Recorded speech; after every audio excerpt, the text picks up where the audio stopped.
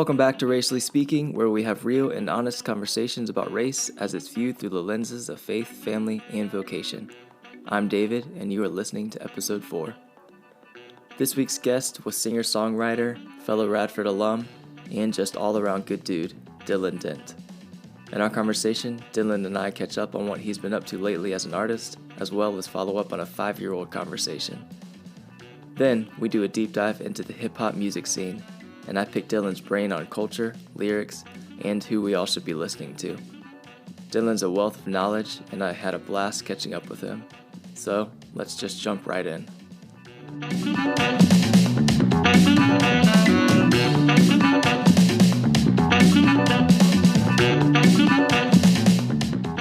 All right, man, I hit it. We're recording.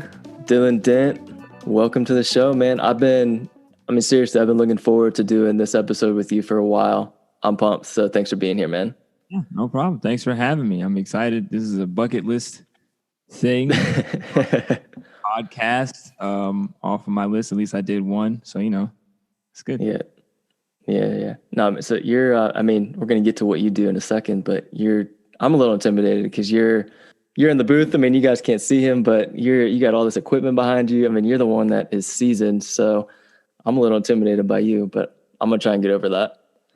No worries. This is a basement. You can't see it. I did this. It's a trick. This is my basement too, so to be fair. This isn't a booth. Is that where you record your stuff? Yeah. This is a PVC pipe and blankets in a basement. Oh, yeah. That's all. It looks official. I see. You're on your mic, and then you got what looks like a fancier mic behind you as well, so... they're just different types of mics, for different reasons. I lucked into it. I used that stimulus check is what I did. I stimulated. Heyo. Taking one for the team, spending money. Yeah.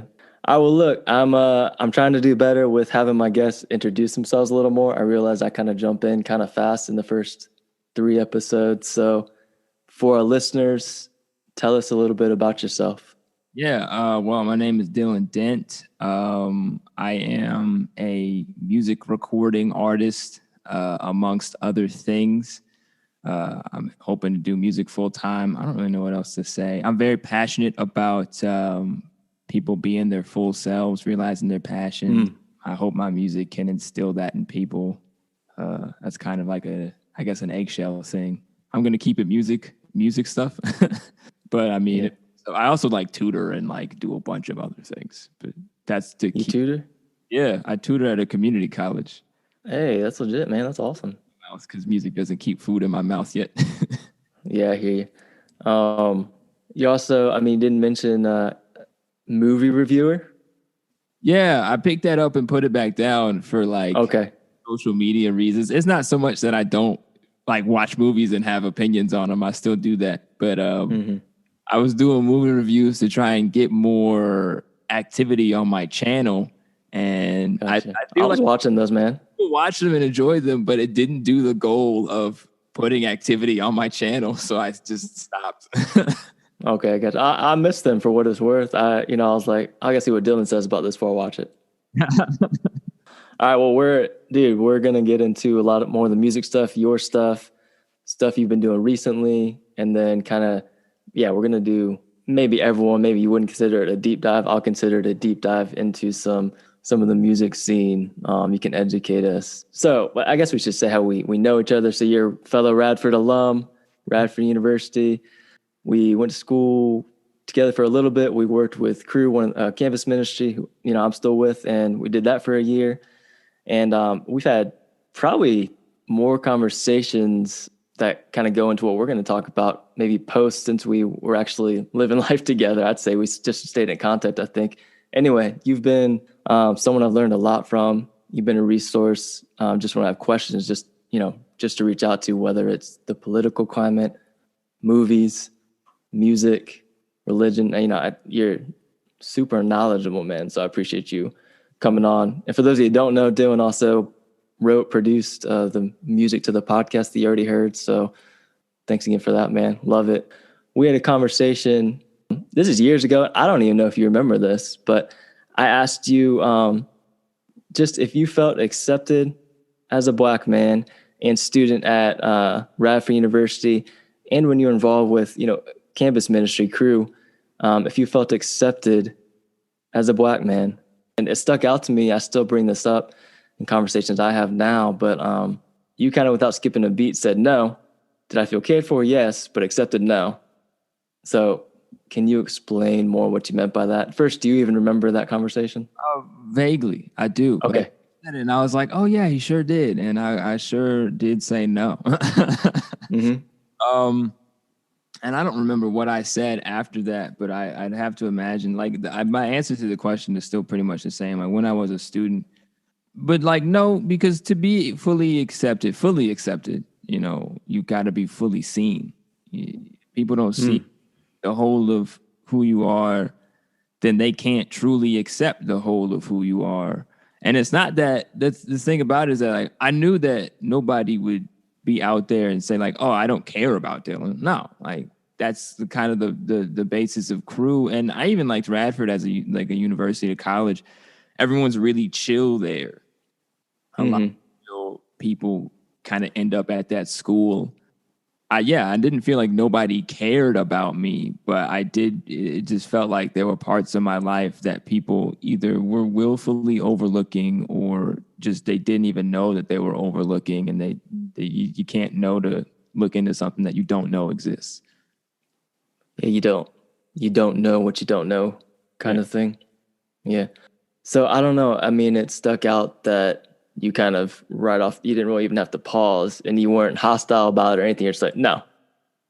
When I said, do you feel accepted? So, I mean, I guess maybe comparing that to where you maybe did feel accepted or do feel accepted now, like what was or is missing? Take that for what you want. Yeah. I mean, now, yeah, sure. There are more like now I go to the church plant, the Hill Church, where there are more Black people. Crew, or at least in Radford, and throughout my entire life, for that matter, I was homeschooled in Roanoke, Virginia. So most circles I traveled in, I was like one of maybe 3 Black people, and you could tell the people around me just didn't know or maybe didn't hang out with a lot of other Black people. And that leads to like another, you don't know what you don't know type of situation. So, now I'm just around people who know more or have tried to know more. I kind of gravitate towards, people with more varied life experiences, which is easier to do even as you grow older. When you're younger, it's hard because you're stuck in whatever bubble you were born into for quite some time. And then you got to either choose to break a habit or just kind of keep living. Yeah, that's good. That's good. So, I mean, you don't know what you don't know. I feel like you're saying things in a way that is helpful because you're not faulting anybody, but you're also not faulting anybody, if that makes sense, I guess. Like, you don't know what you don't know, but you could know more, maybe. It's kind of like it's the age of information. We've been saying that for a while. I'm not going to blame anybody for being born in some small county.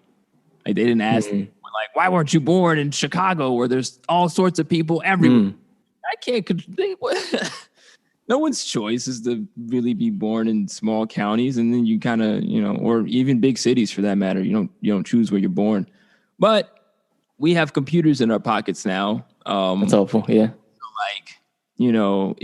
If after a certain point, you get to high school, it's like, yeah, they're not watching any movies with Black leads. They're not doing any Googling. They're not doing. They're discrediting their Facebook friends, and then you start to see trends, and now you're like, hey. You may not know that you're doing this, but you're doing this, and it's kind of like hurtful. That's helpful. Yeah, age of information. So do you, kind of where I'm at, my mind has kind of shifted a little bit, and it's tough because I don't want to not ever give people benefit of the doubt or have that understanding of, well, you don't know what you don't know. Have you found yourself feeling different than you did, 5 years ago, which is, I think, maybe when I even had this conversation with you? Do you find it harder to accept like good intentions type thing? Because I think maybe your reaction of accepted, no, cared for, sure, like meaning you were acknowledging, I think maybe that people at the university or crew or, the settings you were involved in maybe had expressed caring about caring more, if that makes sense. So fast forward to now, from, I don't know, 3 years ago even, how has that conversation been different than ours maybe back then? I'm not sure if it really has changed. Okay. The situation. At least I try to grow, but it's also kind of realizing, the way I would say it now is that, I can recognize that most people probably aren't racist, like true to form, I want you to die, like brand of racism.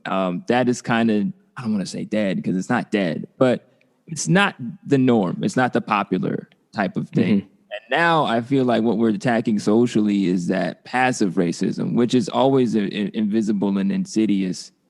Now it's just recognizing, people have their good intentions. But even with good intentions, I saw even last year, I was quiet on social media, but a lot of other people weren't. Good intentions. I'm just saying my piece. A lot of pieces were said and shown, and I'm like, oh, this is more. It's not even a product of them. It's just a product of, like, I'm much more. I've pivoted to like fighting systems now, which is way harder. Than as an individual person to person type of thing. Just because you got to recognize that, like I said, most people were born, if we're talking about Americans, they're my age-ish. They're born into a certain type of America at a certain point in time where, like, everything was equanimous, right? It wasn't great, but it was quiet. And we liked quiet. It wasn't peaceful or just, but it was quiet. And now things are like, we're trying to move towards peace, and it's stepping on toes, and it's making a lot of noise, and it's banging on trash cans, and people aren't really about it. Yeah. That's because they like the quiet. We all like quiet. We don't like quiet. Yeah, I never thought about it like that. Yeah. You ever notice that peace and quiet are, like, often coupled together, but they're in fact two different things? That's why we say it two different ways, peace and quiet. Yeah. You can have peace in a storm, right? If you got your right center, no quiet, but it's peace. Okay. You have quiet, and that's just quiet. That means that there could be bad stuff going on, but you, like, waterproofed your house. It's like, I'm straight. It's like, yeah, but the world outside is flooding. It's like, yeah, but I'm straight.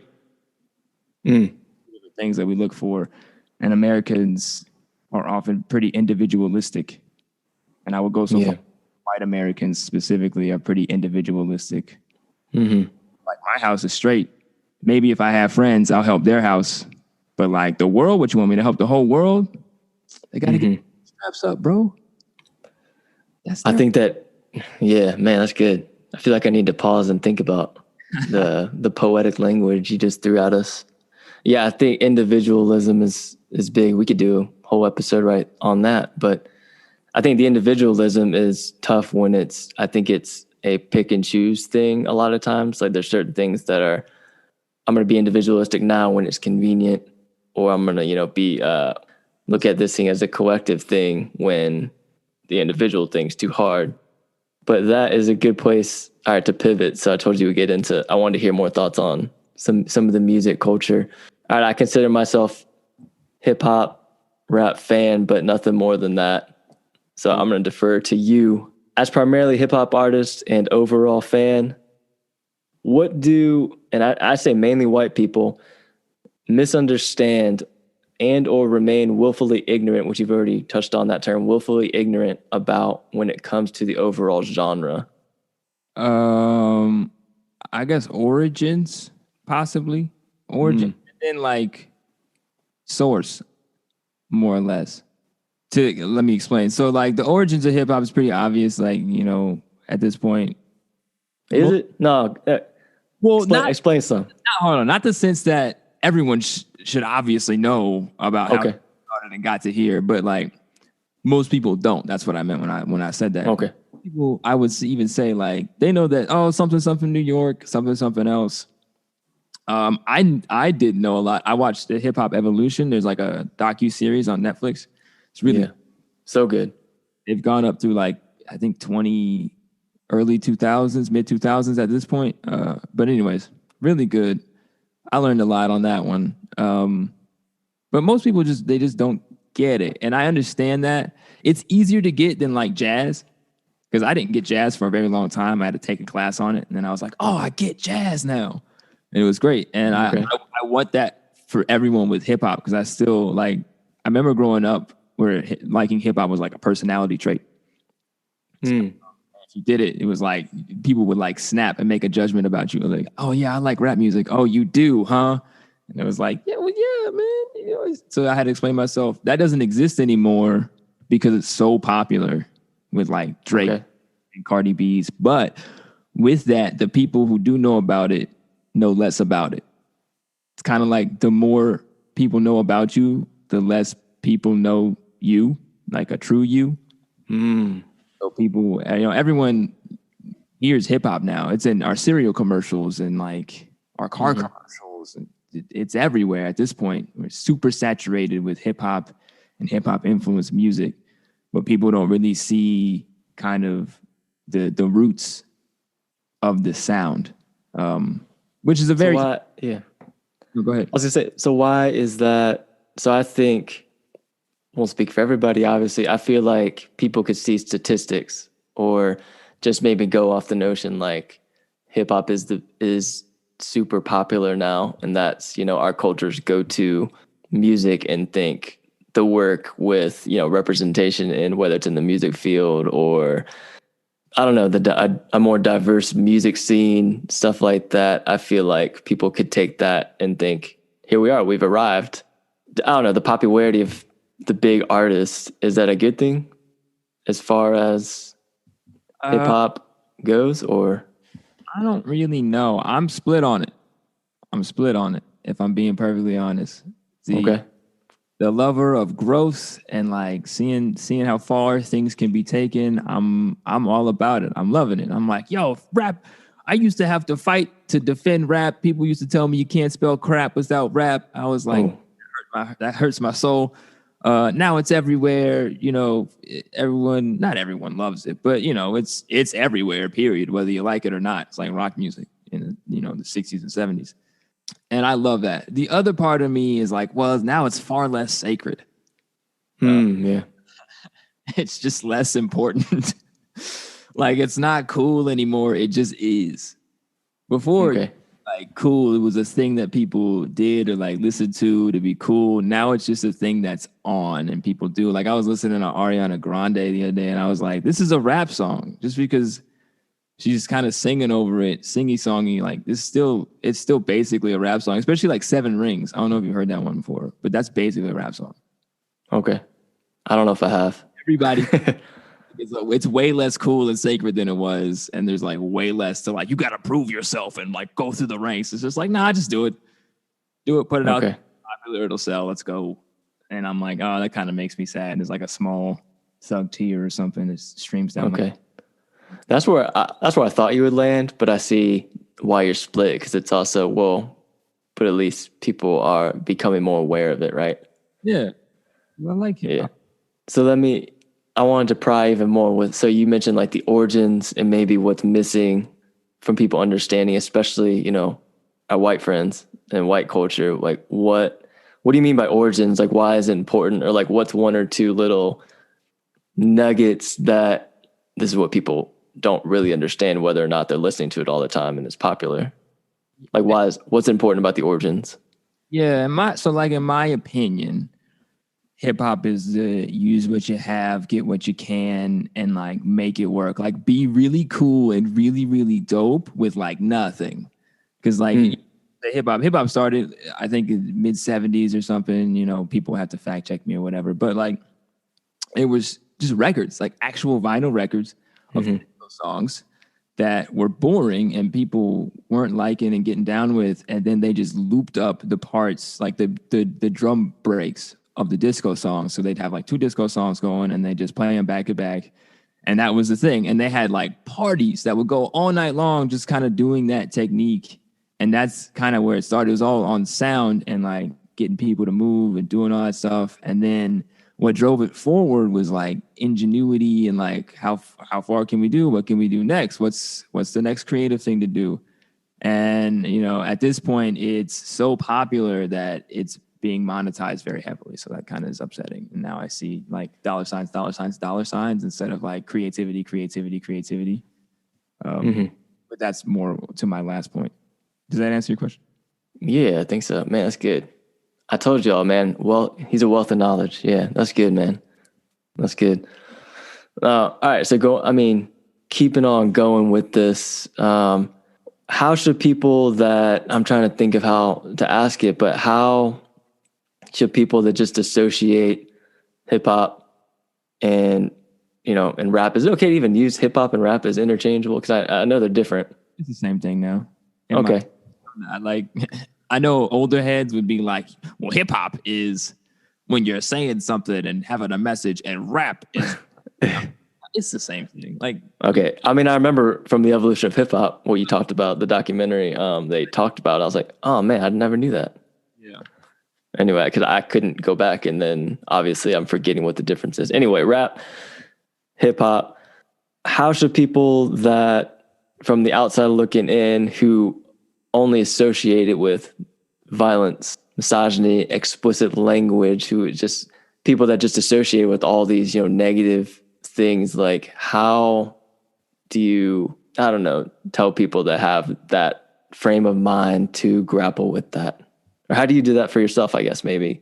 Yeah. I'll just repeat what I've heard said because I've heard, you know, truer words from like, you know, rappers and other stuff, interviewers, nerd. But it's just stories that reflect your reality, right? This is hopefully, I don't know if it's something people have heard or not, but like they're just reflecting their reality at this point. So, you know, people live in violent neighborhoods, right? If you live in with a lot of gang violence and police brutality, what you gonna rap about? Gang violence and police brutality. If you have a strip, you know, every other corner, what you gonna rap about? You know, strip clubs, women. Yeah. You know, so like people are like, well, I don't like it. I'm like, well, change the reality. If you wanted to rap about butterflies and rainbows, make sure every community in America butterflies and rainbows. And okay. Oh yeah. There'll be no more of the rap you don't like. But you people leave people to their own devices and then get upset when they kind of rage scream, which is what I think a lot of, whether the artist may not know it or not, but like you look at any from like NWA to like Triple X, they're just taking their reality and kind of heightening it a little bit because we don't want to listen to your life recounted. That would then be a podcast. And until recently. But, you know, you heighten it a little bit and then, you know, you release it to the world. And that's I think what people jive with a lot when they hear it. The people who do like hip hop. It's like, oh man, I get this. On some level, I get this pain or overcoming this thing or going through this thing. It's like, that's, I think when it's at its most potent, this genre. Yeah, for me, I mean, I've done a lot of like listening, but you know, whether it's documentaries, talking to friends like you, and I try and listen to the lyrics a lot more. I mean, I know it's hip hop's, I'd say objectively the most fun to listen to, but listen to the lyrics. I mean, I think what you said, what sticks out to me is the community based. Like I think more than any other genre, probably it's about a community and expressing pain, expressing hurt, expressing injustice, marginalization. I mean, that's good. Like get more mad if you're pushing back at that, you know, these artists are rapping about that you don't like what they're saying. Like get mad at the reality, not the music, right? That's like, I don't know. I mean, I feel like that's like if you're counseling somebody and they start to, I don't know, really put it all out there on the line and, you know, start to say all this deep pain they got and you're like, oh, that's too much. You know, it's like, well, that's what I'm here for. You're trying to help me out. You know, it's a call. I mean, something that also helped me was, there's an NPR podcast. I don't know if you heard about it. Called Louder Than a Riot. It's kind of it's kind of based on a conspiracy theory. Anyway, it's how hip hop of the 70s and stuff is tied to politics and mass incarceration, which we could go, which I'm sure Another episode. Yeah, another episode. But I'm sure that's not the first time you've heard about that. It was helpful. The host, I forget his name, was saying if you hear anything from this podcast, you don't have to believe in what we're talking about, but you need to know that hip hop was created out of a response to all these things, not the other way around. Meaning, I feel like hip hop has a history of being turned on its head, even after being a response. And when it creeps up on or becomes something where people are telling an entire people group how to talk, that's where I get really angry. Whether even if it's not hip hop, I'm like, you're not listening to what people are saying. Moving on. Which rapper should everyone be listening to right now? Lighthearted break. Yeah.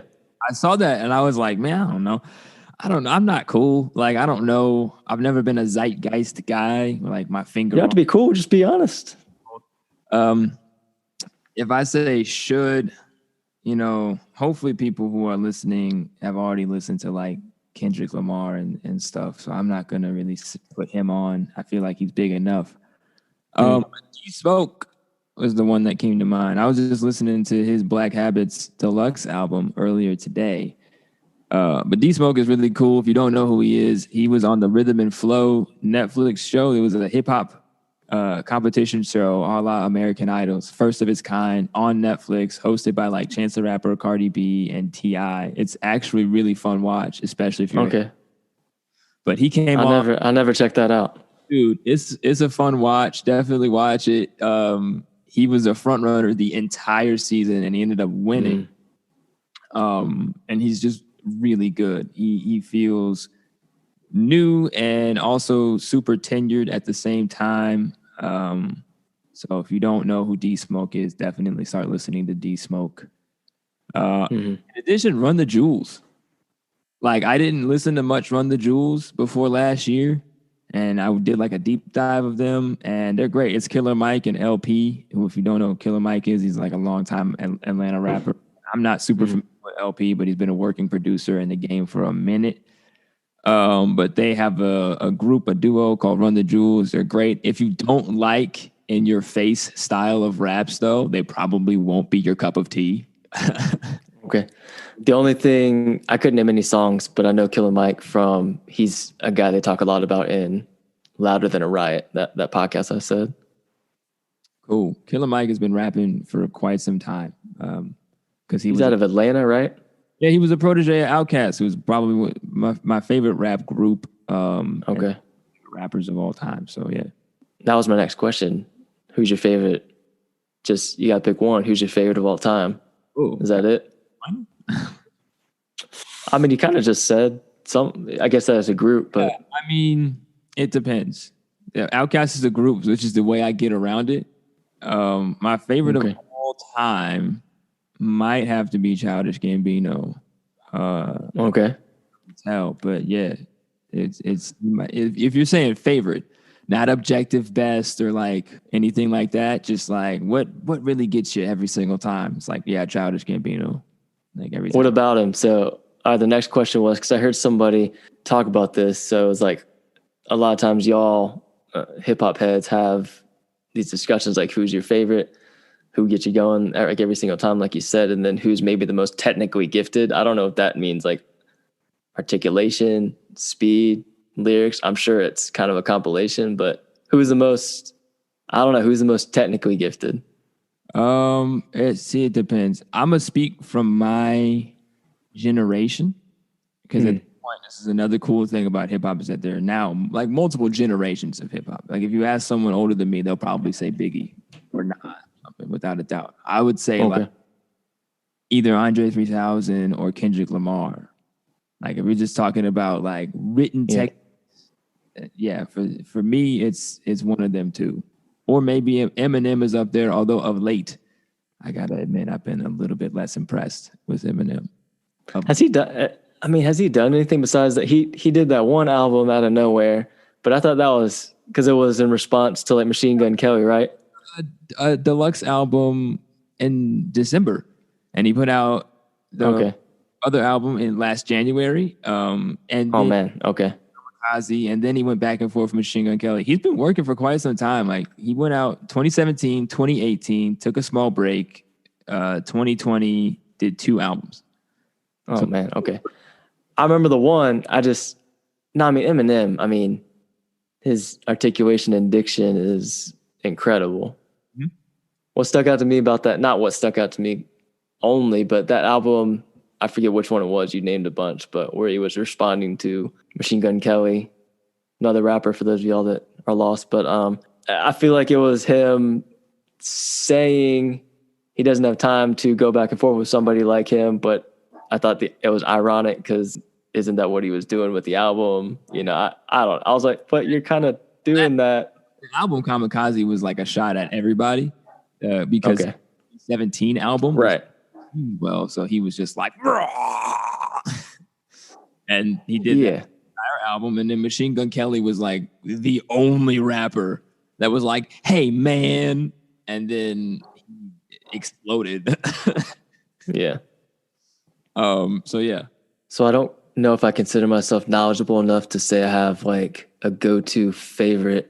I've enjoyed, I mean, you and I are like OG Hamilton fans. I remember we talked about it since 2015. So we can go there. And if you've been listening to the podcast more than just one episode, you know that I bring that up a lot. Anyway, Daveed Diggs, who plays Jefferson, Marquis de Lafayette is the dude that raps really fast. For those of you that are familiar with Hamilton but don't know the actors' names, he legit can rap. Like he's crazy good. What's that? Clipping? Yeah, quipping. Man, that stuff's crazy. Anyway, I mean, it's not like, I mean, obviously he didn't just learn to rap for Hamilton. Like he is like, I was listening to a podcast, Jamel Hill Unbothered, with him, and he is just insanely knowledgeable. But it's cool to see how, like you said, generations are mixed up in hip hop, the whole genre, more than I think any other genre. But he was talking about MC Hammer, how it kind of felt like, you know, his uncle almost whenever he sees interviews of him. And now he's famous enough to have hung out with MC Hammer and stuff. But it's cool to hear the different styles. Like he was breaking down what comes out of Atlanta, what comes out of even like Miami. And then Daveed Diggs is from the Bay Area. And so, you know, I feel like he's got a unique sound for me, who's not quite as knowledgeable. But then his go-to every interview is like E40. Yeah. Best rapper of all time, hands down. Like, I'll fight you to the death and like about this. Like I'll talk about anything, but he's like E40. And it's cool because I'm not super familiar with E40, but because of Daveed Diggs, I listened to him some, and the Bay Area style is so cool to see that passed down, the type of articulation, and I mean how fast it is, but how clear it is. I don't know. I appreciate that because it's easy to follow, but also like I got to listen. Yes, E40 is very quick. I never got deep into E40. I know that everybody respects him, and from what I've heard, yeah, that's an easy respect earned. Yeah, for sure. I mean, I don't know enough about him to say he's like my favorite or anything, but Daveed Diggs, man, have you seen this movie Blindspotting? Mm-hmm. I have. Yeah, man, good movie, good movie written about, you know, it covers gentrification, but it's about, you know, the Bay Area, Oakland, where him and his friend and co-star are from, and they write all the music for it. They wrote the whole screenplay, directed. I mean, they're blowing up, both of them. Yeah. His friend, Rafael Casal, he can go too. Also, it's a show now, I think. Yeah, I saw that. It's not out yet, but it's coming, right? Yeah. Yeah. Watch it because I don't have Showtime. Music's not doing that well, so. Yeah. I know they keep. One day I'll be Showtime. Yeah, that's what keeps you going. I gotta get Showtime. I'm at Chipotle Bowls and Showtime. Anyway, man, everyone should check out that movie. So good. It came out kind of under the radar. I feel like it got great reviews, but I feel like it wasn't. It was a heavy year, I think, for like black stuff. Maybe I don't know. I remember there were like 1 or 2 movies that were coming out around the same time, and Blindspotting probably had the least funding. So it didn't theaters. So like if you live in an area like us, Blindspotting was in theaters for like maybe a couple of weeks max. You know, right. Yeah, I mean, I didn't even see it in theaters. I think we Redboxed it back when Redbox was a thing. Is that still a thing? Redbox? Saying nobody uses it, but it's still a thing. Yeah, okay. All right. What are your feelings on the Christian, quote unquote, I'm doing air quotes, the Christian rap or hip hop scene? That's all I'm gonna say. What are your thoughts? Currently, I am not impressed, and that's because I've kind of changed. Let me see how quickly and concisely I can extrapolate. It feels so like, all right, currently it feels like either a lot of Christian rappers are just trying to sound like other Christian rappers, or mainstream rappers, but with like softer edges. The thing that most people like about mainstream rap nowadays is that the edges are hard, and they've kind of remained hard. It's been like a mainstay of the genre. But in addition to that, it just feels like everyone's doing bangers. Like, I can't count the number of Christian hip hop artists that have done like pregame hype songs or that style of songs in the past, 5 to 7 years. Like, basically since I was halfway through college till now. Like, it sounds like almost every fourth song is just trying to hype up a crowd, or like be played in, or pregame music where, like, ever since like Andy Mineo dropped "You Can't Stop Me," Yeah. Oh yeah. subgenre of a subgenre of music of like, I'm never scared because I believe in Jesus. And Yeah. like, it's just it's getting monotonous. As an artist, it gets monotonous. I will also say, as an artist, because I do not define myself as a Christian rapper, even though I am both a Christian and a rapper, because it's so small. You define yourself now at that point by both sound and subject matter. Okay. Now, looking at it now as a grown man and an artist, I'm just like, oh yeah, I don't really want that. I'm not saying that the people who are in the genre can't rap, or they're not talented, or the beats are good, they can rap. But they have to stick to being rap artists, and have to stick to talking about something Jesus, even if it means sandwiching Jesus in your bars, where like you could take them out and the song would remain the same. Like, if the songs aren't about Jesus anymore, or like the gospel issues, they just mention Jesus, and now they're Christian hip hop artists. And that's a little like, and then the Christian in me like wants to flip tables, because like, stop using Jesus as a brand. Like, it's annoying. Yeah. Yeah. Oh, okay. Yeah. Person, I'm like, oh, now I'm a Christian rapper. I can be played in youth groups. I could do more. I'm like, stop it. It's not a branding device. So it's a little frustrating. Now, to the other side of this point is that I grew up listening to Christian hip hop music. So one, I've heard it for quite some time. It is not.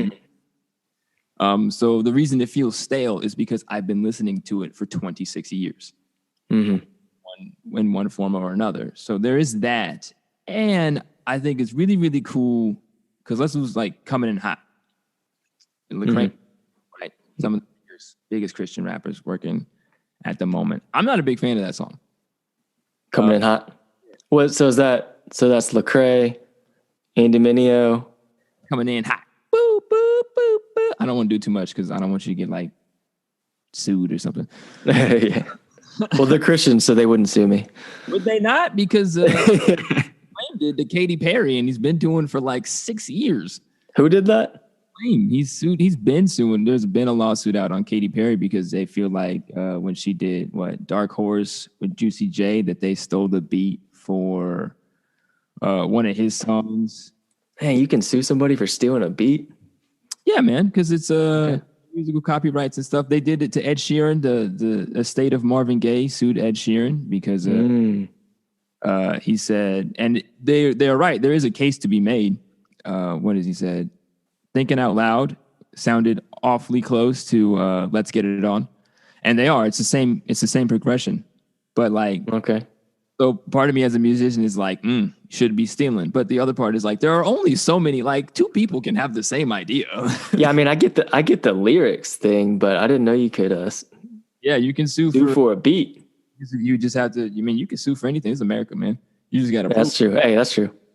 But anyways, yeah, coming in hot is like, It's kind of an example of like, it's a pregame, it's a pump up. It's not really about anything, and it's got soft edges. It's a song that's not about anything that has soft edges. So like, if you're really looking to turn up, it's not going to do much. But if you're a kid, that's amazing. Like if I was 10, 2 years ago, when that song came out, it would probably be my favorite song.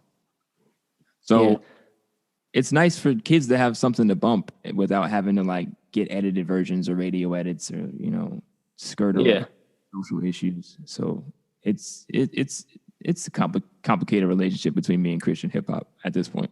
But I think, it's not all bad, but I see what you're saying. Like skirting, it enables listeners to skirt around cultural issues. So I feel like that might be danger of a lot of misunderstanding of not like people maybe like, especially white Christians, then thinking they, are really, really into rap, but they really just like the rap that maybe ignores the origins that you're talking about. Like there's nothing wrong in and of itself or with the artist you're saying, but ignores this stuff can kind of be interconnected if you don't understand where it's coming from. Maybe doesn't reflect the state of the artist. Coming in hot. I mean, and like maybe when they wrote that song, they were really feeling like they were like about to do something crazy. Like they wrote that song when they're about to go on tour. So like, sure. About to go on tour, you need at least one banger. It's nice to have a new song if you're traveling. Turn the crowd up real nice. I get why. Like that's nice to get paid. It's a business move. It is, and there's nothing wrong with that because they're artists and they have to make money in some way, and that's a great way to do it. You make a song, people like it, makes money, cool. It's a business move. The problem is that look what happened when Lecrae started talking about like black people issues and stuff. Yes, issues. Come on. They wanted to turn them down. It's like, well, don't like bust in, the Jesus music and the coming in hot and then, the this and that. And then like never, ever play or listen to or like tell your youth group to like, hey, by the way, guys, go back and listen to this, deep cut from the album. And because it talks about issues that affect Lecrae's life. And I feel like he tackles them very well. You just play the bangers and then you kind of skip over everything else. I feel like it's just watered down. Don't lift all the Lecrae songs that are about, that you can apply to you and the devil and fighting, like indwelling Satan and sin. But go ahead. Cuts of Lecrae. And no one ever listened to that song. Which song? Sorry, you cut out. Indwelling Sin is like, that's from the Rebel album, which we like went it back and forth, which you go back and listen to things and they always, whatever. But I'm like, that one was nice. I like listening to that one, especially as a kid, where he's going back and forth with like the devil or this voice in his head. It's a trope that we've heard before in hip hop, but at the time I hadn't heard it because I was a kid. So yeah, that one was really cool to hear somebody, go through the Christian lens. All right, let's talk about you. So you've been putting a lot of music out this year, man. We were talking a little bit before we started recording, but following you on social media and talking to you off and on. You've been doing a lot this year already. Talk about that a little bit. And then also, which I plugged on my social media to my few followers, but that the music video you and some fellow artists out of the Roanoke Valley put out. Can you talk about that, man? That's awesome. Yeah, I'll start with that. So that's for those of the listeners out there, it's the We Are Art is the name of the song and music video. You can find it on YouTube. Hopefully you won't have to Google too hard, but you can find it on YouTube and whatever. We Are Art. And I'll put it in the show notes. Oh, great. Yeah, that was just an idea. My buddy, who is also a local artist here in Roanoke, I don't know how it started on his end, but he basically called me, and I don't remember if it was a group text or not or something, but it was a big like mass text to a bunch of local artists, producers and stuff. And he was like, hey, I got this idea for a song, elevating kind of Black self-love, I guess, to put it in a nutshell. And I was obviously like, yeah, I'll hop on board with that. It's easy yes. I don't have to put together a beat or do any kind of release. I just got to write a couple of lines. All right, cool. So, that's what it did. And that was in like January after the new year. He had put this text out, and we had gotten it done, before February. Yeah, it was a really quick turnaround. Everyone worked really hard, and it turned out really well. It's being received really well. I'm pretty proud of it. I'm proud to be a part of it. So it's nice. Yeah, man, it was awesome. It was cool to see, being in the New River Valley, different from the Roanoke Valley, but not as different, as, the really bigger cities. It was awesome to see there's that many artists, I would never know about of y'all. I know you're doing music over there, but they y'all, I don't know, got together to do that. That, man, really, really cool. Yeah. What, give some shout out to, or some of the local artists that we should be checking out other than you? Other than me, Macklin Mosley. I'm just going to shout out my friends. People who I've sat down with, because there are a lot of people in that video, but I don't know them all super well. But Macklin Mosley is a guy you need to look into.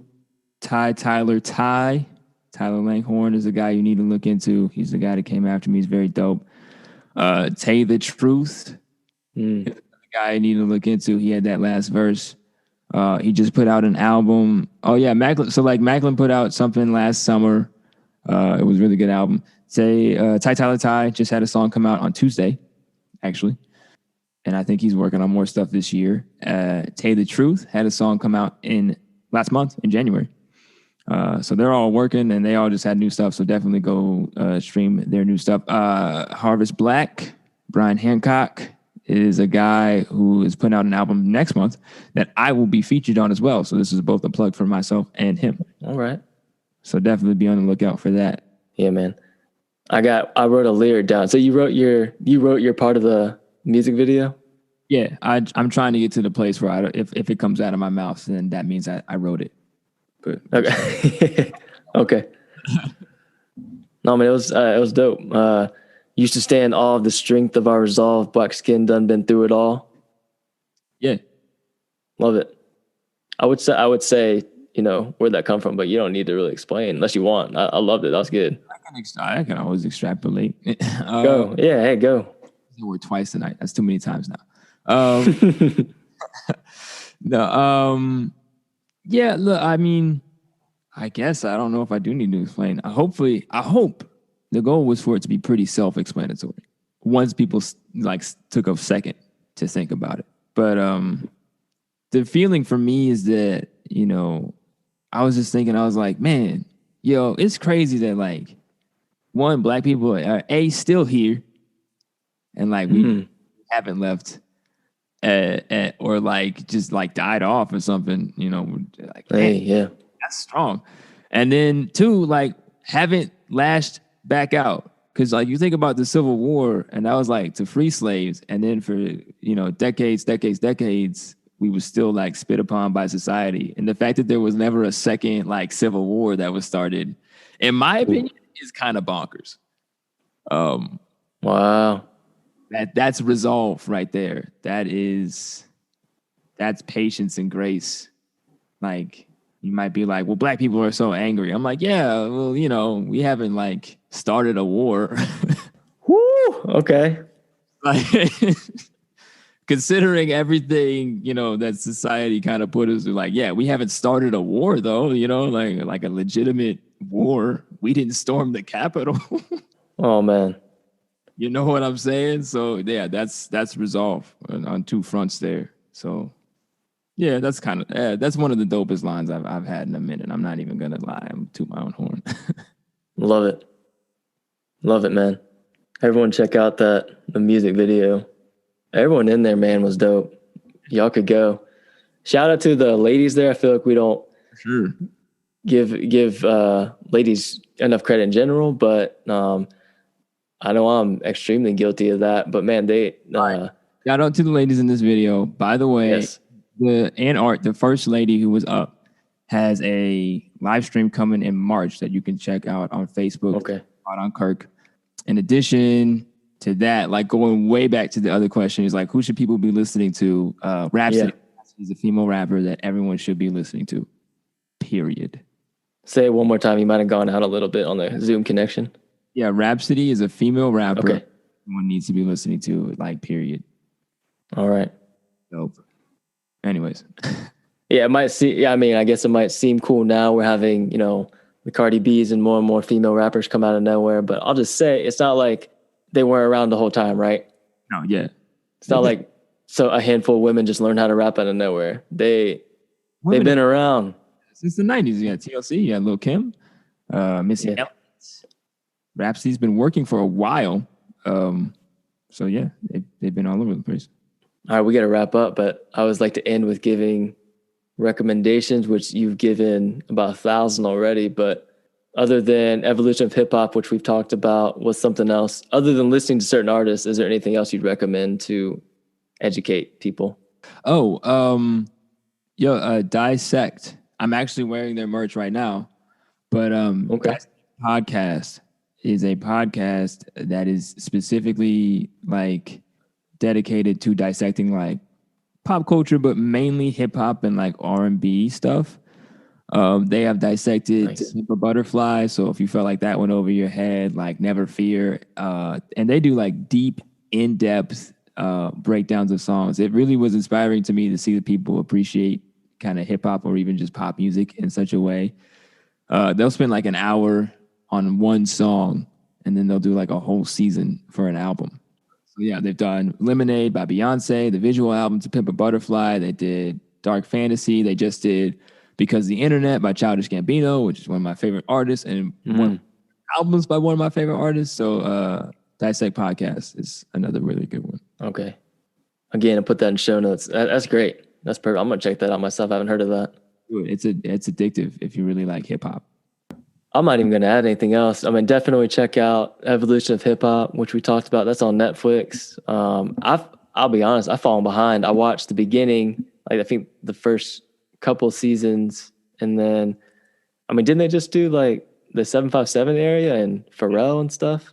They mentioned, they did mention Virginia for like a because we do have legends. If you're right. Timbaland, Missy Elliott, who I feel are all legendary. T Clips, I still think are from Virginia as well. So they did touch on Virginia because they need to. All right, check that out. And then I can't recommend this because I haven't watched it, but I think there's something that just came out on FX. I don't know if you know about that. The whatever marketing gurus know me well, so they have put that in my ears many times. I have not seen it. Okay, I think it literally just might have come out like 2 days ago. It's new, right? I have not seen it. I don't know if I'll get around to watching it or not. But I probably will. Information overload or age of information. You said, yeah, there's too much. Because I haven't even watched the Wu-Tang show on Hulu, so I haven't either. Yeah, I haven't either. I usually am hurting for more lighthearted stuff because there's plenty of heavy-hearted stuff. So I might check out the what's the reality show that you said on Netflix? The Chance. Flow. Yeah. Rhythm and Flow. What is it? Yeah. Rhythm and Flow. Check that one out. It's just fun hip-hop competition stuff. They're putting people through like ciphers, freestyles, battles, music videos. Okay. All that stuff. All right, man. I appreciate you doing this. This was better than I expected, about 1,000 times better, and the bar was already super high. So, man, this was awesome. That sounded like a backhanded compliment. It was awesome. I knew it was going to be awesome, but it was even more awesome there. That sounded better. Oh, it's good. I just hope that people enjoyed it. Same with everything. Oh, yeah. They did. And we'll have to do it again. Yeah, for sure. Peace. As always, this podcast is created to be a place for people of color and our allies to safely have the conversations we're usually only having behind the scenes, and to invite anyone else to listen in, learn, and grow with us. Please also be sure to check out the show notes in the description, and you can also rate, review, and share the show with your friends. Our artwork was created by Ashley Bush, and our music, of course, was written and produced by today's guest, Dylan Dent.